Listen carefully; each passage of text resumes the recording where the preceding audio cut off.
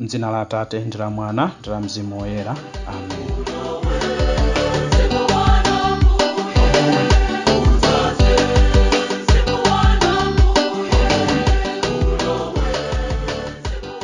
Ndikulandireni abale ndi alongo okondeka mwa Ambuye pano pa Tiyankhule ndi Ambuye, programu yathu ya lero ya Chidzulo ndi Ambuye.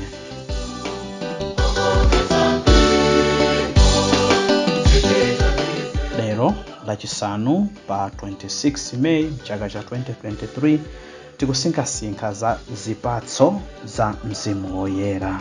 Tipemphere. Idzani Mzimu Woyera, mudzaze mitima ya omvera anu ndi kuyatsa mu moto wa chifundo chanu. Muwatumizire Mzimu wanu ndipo adzasandulika ndithu, ndipo mudzakometsanso maonekedwe a dziko lapansi pano. Inu Mulungu amene mudaphunzitsa anthu anu okumverani pakuwatumizira Mzimu Woyera owadziwitsa nzeru zakumwamba, tikupemphani kuti ndi uthandizi wa mzimu omwewo tidziwe nafenso nzeru zoonazo ndi kukhala nacho masiku onse chisangalatso chake m'mitima mwathu. M'dzina la Yesu Khristu yemweyo Ambuye athu. Amen.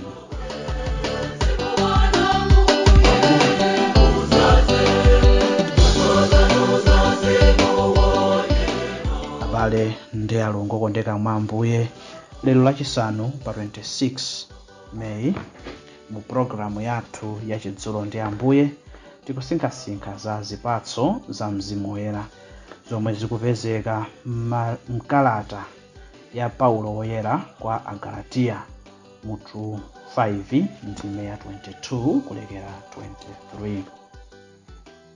Mawu akuti, pakuti zipatso za Mzimu Woyera ndi chikondi, chimwemwe, mtendere, kuleza mtima, chifundo, kukoma mtima, kukhulupirika, kufatsa ndi kudziletsa. Ndiye kuti ndi zipatso zimenezi makhalidwe ena onse oyipa samachokera kwa Mzimu Woyera.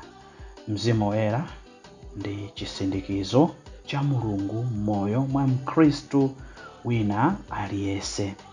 Chisindikizo cha Mzimu Woyera chimasonyeza kuti ndife ake a Mulungu, ana a mbumba yake osankhidwa, komanso nkhosa za m'busa lake.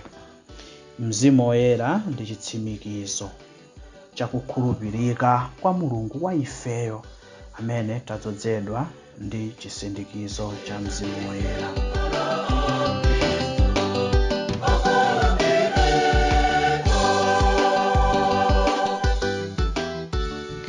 Mulungu Mzimu Woyera amatitsogolera ife kukhala ana a Mulungu.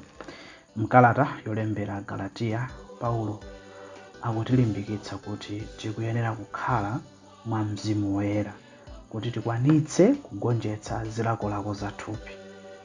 Ngati tingavomere ndi kutsogozedwa ndi Mzimu Woyera, titha kugonjetsa zilakolako za thupi. Potengera kamvetsedwe ka Paulo Woyera, thupi likuyimirira makhalidwe athu oyipa a umunthu, kufowoka kwathu kwa moyo wa thupi. Makhalidwe onse oyipa amatilepheretsa kufika kufupi ndi Mulungu. N'chifukwa chake tikuyenera kukhala mwa Mzimu Woyera ndipo Iye kuti akhale mwa ife.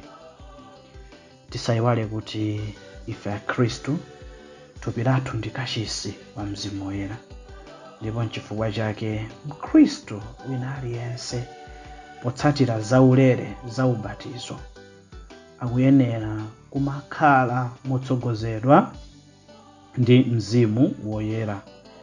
Monga ife ana a Mulungu wamoyo, zipatso za Mulungu Mzimu Woyera zionekere ndithu m'moyo mwathu komanso m'makhalidwe athu. Sitikuyenera kumakhala ngati anthu amene satsogoleredwa ndi Mzimu Woyera m'moyo wawo, anthu amene sanamvebe uthenga wabwino, anthu onyozera za Mulungu, Ife pa ubatizo wathu Ambuye Yesu adatipatsa mzimu wake. Mzimu umenewu utithandize kukhala pafupi naye nthawi zonse, komanso kukhala anthu ovomera upangiri, utsogoleri wa Mulungu Mzimu Woyera m'moyo mwathu.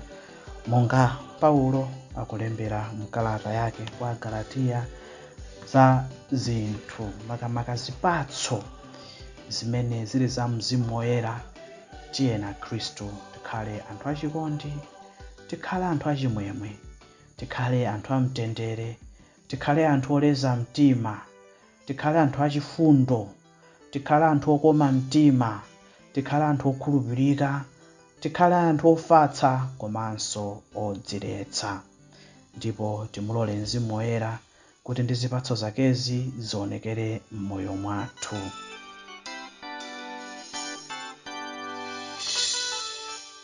Ulemu ukhale kwa Atate ndi kwa Mwana ndi kwa Mzimu Woyera, monga panali poyamba ndi tsopano ndi masiku onse ndi pa nthawi zosatha. Amen. M'dzina la Atate ndi la Mwana ndi la Mzimu Woyera. Amen. Ndipo mukhale ndi madzulo abwino nonse. Programu yathu alero munali ndi ine Bambo Julius Dokowe. Mwakoma nonse.